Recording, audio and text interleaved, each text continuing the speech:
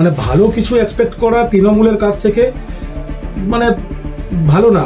দেখবেন 10 বছর 12 বছর আগে যারা পাস আউট হয়ে গেছে তারা কলেজের বাইরে এখনো আড্ডাবাজি দেয়, মদের ঠেক বানিয়ে রেখে আছে, কলেজের ভেতরে হোক বাইরে হোক। আর এই ধরনের লোকেদের আগে কলেজ থেকে মেরে বার করা উচিত।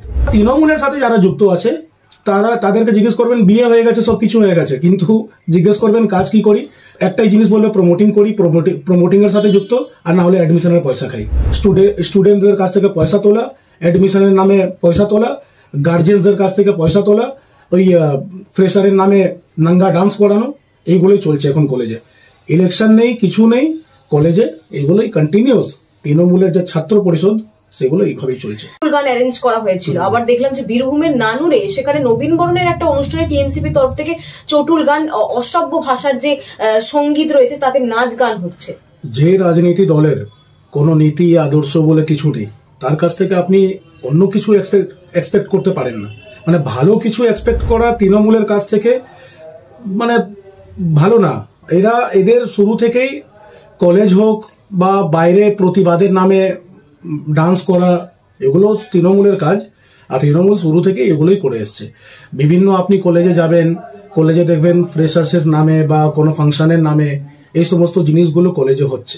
আমিও তো কলকাতা ইউনিভার্সিটির স্টুডেন্ট, তো আমি অনেক রকমের জিনিস দেখেছি যখন আমি কলেজে পড়তাম, কলেজের ভেতরে দেখতাম।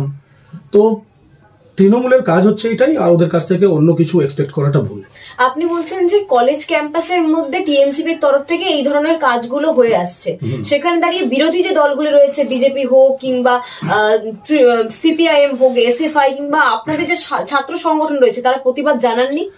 দেখুন, প্রথমেই আপনারা দেখবেন যত কলেজগুলো আছে না, বেসিক্যালি কলকাতা চত্বরে যত কলেজ আছে, দেখবেন 10 বছর 12 বছর আগে যারা পাস আউট হয়ে গেছে যে ছেলেরা, তারা কলেজের বাইরে এখনো আড্ডাবাজি দেয়, মদের ঠেক বানিয়ে রেখে আছে, কলেজের ভেতরে হোক বাইরে হোক।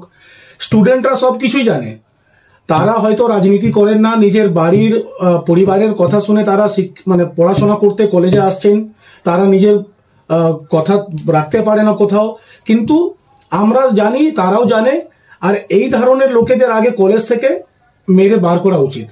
কারণ কলেজের ভেতরে এরাই একটা ইউনিয়ন চালায়, 7 বছর হয়ে গেল, 7 বছর ধরে কোনো ইলেকশন হয়নি কলেজে, আপনারাও জানেন ভালো করে। তো এদের ব্যবসা বাণিজ্য যা আছে এইগুলোই, মানে কলেজের বাইরে গিয়ে আড্ডা মারবো, স্টুডেন্টরা যারা নতুন স্টুডেন্ট আসবে তাদের পিছনে লাগবো, তাদের কাছ থেকে টাকা পয়সা খাবো, বাইরে নেশার একটা আড্ডা বানাবো। দরকার কি? আপনারা যখন কলেজে পড়তেন, কলেজ থেকে বেরিয়ে গেছেন, পাস আউট হয়ে গেছেন, আপনারা যান এবার নিজের। আমরাও তো কলেজে পড়তাম, এখন আমি একটা রাজনৈতিক দলের সাথে যুক্ত আছি, ছোটখাটো ব্যবসা করি। তো সেটা তৃণমূলের সাথে যারা যুক্ত আছে তাদেরকে জিজ্ঞেস করবেন বিয়ে হয়ে গেছে, সব কিছু হয়ে গেছে, কিন্তু জিজ্ঞেস করবেন কাজ কি করি। একটাই জিনিস বলবে প্রমোটিং করি, প্রমোটিং এর সাথে যুক্ত, আর না হলে অ্যাডমিশনের পয়সা খাই। এটাই হচ্ছে তৃণমূলের কালচার। দাদা, এই যে ক্যাম্পাসের মধ্যে যে দৌরাত্ম্য বলছেন, যে তৃণমূলের টিএমসিপির সদস্যদের দৌরাত্ম্য, ইলেকশন হচ্ছে না, কখনো জানিয়েছিলেন কলেজ কর্তৃপক্ষ বা শিক্ষা? একদম। দেখুন, আমরা তো আমাদের মানে বিজেপির কোনো ছাত্র সংগঠন নেই, ঠিক আছে। আমাদের অখিল ভারতীয় বিদ্যার্থী পরিষদ, ওইখান থেকে অনেকবার প্রতিবাদ করা হয়েছে যে কেন ইলেকশন হচ্ছে না। কলেজের ভেতরে যে আড্ডাবাজিগুলো হচ্ছে সেটা কম হোক। আমাদের তো প্রতিবাদ স্টুডেন্টের বিরুদ্ধে নেই, আমাদের প্রতিবাদ আছে কলেজের ভেতরে যেগুলো চলছে ক্যাম্পাসের ভেতরে, এই ফ্রেশারের নামে ডান্স করা, তারপরে বছরে বছরে অনুষ্ঠান করে অনুষ্ঠানের নামে মানে নির্লজ্জভাবে মানুষদের ডেকে ড্রিঙ্ক করা, টাকা তোলা, সেইগুলোই চলছে।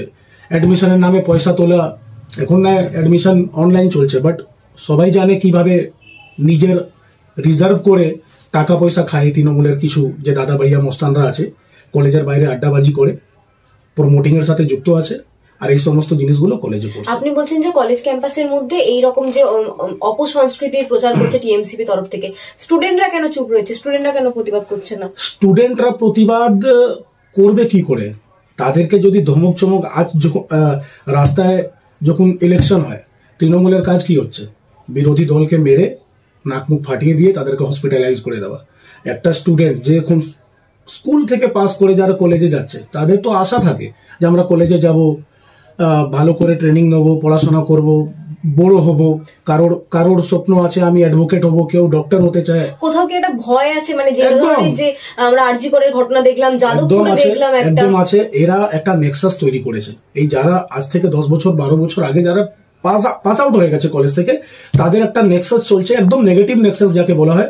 কলেজের বাইরে আড্ডা মারা, স্টুডেন্টদের কাছ থেকে পয়সা তোলা, অ্যাডমিশনের নামে পয়সা তোলা, গার্জিয়ানদের কাছ থেকে পয়সা তোলা, ওই ফ্রেশারের নামে নাঙ্গা ডান্স করানো, এইগুলোই চলছে এখন কলেজে।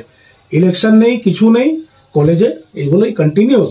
তৃণমূলের যে ছাত্র পরিষদ সেগুলো এইভাবেই চলছে। দাদা, আমরা দেখতে পাচ্ছি যে শাসক শিবিরের একটা মিছিলে আপত্তি রয়েছে। যখনই বিরোধী দল বিজেপি বলুন কিংবা যে কোনো সিপিআইএম এর তরফ থেকে মিছিল বের করতে হয়, তখন হাইকোর্ট পর্যন্ত যেতে হয়। মিছিলে ভয় কেন? না, তৃণমূল কোনো মিছিল করলে কোনো পারমিশন লাগে না, কিন্তু বিরোধী দল বেসিক্যালি আমরা যে বিজেপি যারা করি, তারা আমরা কোনো প্রোগ্রাম করলেই দেখবেন আমরা 6 নম্বর মুরলীধর সেন লেন থেকে কোনো মিছিল করলে, কোনো প্রতিবাদ করলে এমন মনে হয় আমাদের হোম অ্যারেস্ট করে রেখে দিয়েছে, চারিদিক দিয়ে পুলিশ ঘিরে নেয়, আমাদের বেরোতেই দেয় না। মানুষ দেখছে, মানুষ বুঝছে, মানুষ বুঝেও গেছে। সেই জন্য আজ আমরা 39% বা 40% ভোট পেয়ে আমরা প্রধান বিরোধী দল হিসাবে পশ্চিমবাংলায় আমরা সাধারণ মানুষের জন্য আমরা কাজ করছি। মুখ্যমন্ত্রী ভয় কোথায় মিছিলে? উনি তো মিছিল প্রতিবাদ থেকেই উঠে এসেছেন। মিছিল প্রতিবাদ ওনার বিরুদ্ধে হচ্ছে না, সেই জন্য ওনার ভয়।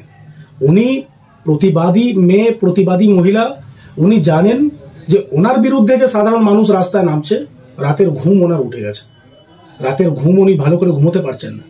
আবার মানুষ জাগবে, আবার আরজি কারের বিরুদ্ধে আন্দোলন হবে। আমরা কেন ভুলে যাচ্ছি বারবার যে আরজি কারে যে মেয়েকে আমরা হারিয়েছি, যে বোনকে আমরা হারিয়েছি, সে কোনো বিচার পাইনি। তো মানুষ আন্দোলন করবে না তো কি করবে? ওনার মতন তো আমরা সেটিংবাজ নয়, ওনার মতো আমরা সেটিংবাজ নয়। তো আমাদের একটাই দাবি এক, দফা এক, মুখ্যমন্ত্রীর পদত্যাগ। শুধু আরজি কারের নয়, হিন্দুদের উপর আক্রমণ, মা দুর্গার মূর্তি ভাঙচুর, জয়নগর, হাঁসখালি, বিভিন্ন জায়গায় নারী নির্যাতন, নারীদের উপর আক্রমণ, মারধর, খুন, রেপ, এগুলো পশ্চিমবাংলায় চলে আসছে। একটা নারী মুখ্যমন্ত্রী, মহিলা মুখ্যমন্ত্রীর থাকা সত্ত্বেও পশ্চিমবাংলায় কি করে এগুলো হতে পারে? কি করে হতে পারে? দাদা, আরেকটা জিনিস আমরা দেখলাম যে সিপিআইএম এর যে দুটো প্রবীণ নেতা রয়েছে, একজন প্রবীণ নেতা, একজন তরুণ নেতাকে সাসপেন্ড করা হয়েছে, বহিষ্কার করা হয়েছে। দুজনের বিরুদ্ধে একই অভিযোগ, শ্লীলতাহানির অভিযোগ। একজন হলো তন্ময় ভট্টাচার্য এবং সোমনাথ ঝা। টালিগঞ্জে ওনার নামের দুটি অভিযোগ এসেছিল, দুজন কর্মীকে শ্লীলতাহানির অভিযোগে ওনাকেও বহিষ্কার করা হয়েছে। বললাম না, যে রাজনৈতিক দলের কোনো নীতি আদর্শ কিছু নেই, বিদেশের নীতি আদর্শ নিয়ে যে ভারতবর্ষে চলছে, তাদের কাছ থেকে কি আশা করবেন? কোনো আশা করা যায় না। এই সিপিএম পার্টির লোকেরা ডক্টরস আন্দোলনে ঢুকে কিভাবে নোংরামি করেছে সেটা গোটা ভারতবর্ষ, গোটা পশ্চিমবাংলা সবাই দেখছে। আজাদি স্লোগান দেয়, কিসের আজাদি? 1947 বছরে আমরা আজাদ হয়ে গেছি, আমরা ইন্ডিপেন্ডেন্ট পেয়ে গেছি, তারপরেও আজাদি দেবো আমরা। ঠিক যেভাবে কাসাবকে আজাদি দিয়েছিলাম, কাশ্মীরকে আজাদি দিয়েছি, সেইভাবে এদেরকেও আমরা আজাদি দেবো। আজাদি দেওয়াটা উচিত, কারণ এরা আজাদির নামে যে কি করছে, একটা মেয়ের হত্যা হলো, তার বিরুদ্ধে রাস্তায় নেমে প্রতিবাদ করছে, বলছে हमें चाहिए आजादी, किसको चाहिए आजादी, कश्मीर मांगे आजादी, बंगाल मांगे आजादी। किस चीज से आजादी चाहिए, কি নিয়ে আজাদি চাই ওদের? এই নাকু সেকু যারা আছেন, এরা এবার সাবধান হন, কারণ সাধারণ মানুষ জেগে উঠেছে, এবার কিছু একটা বড় হতে চলেছে। বাংলা হান্টের আরো খবর দেখতে নজর রাখুন। বাংলা খবর মানেই বাংলা হান্ট।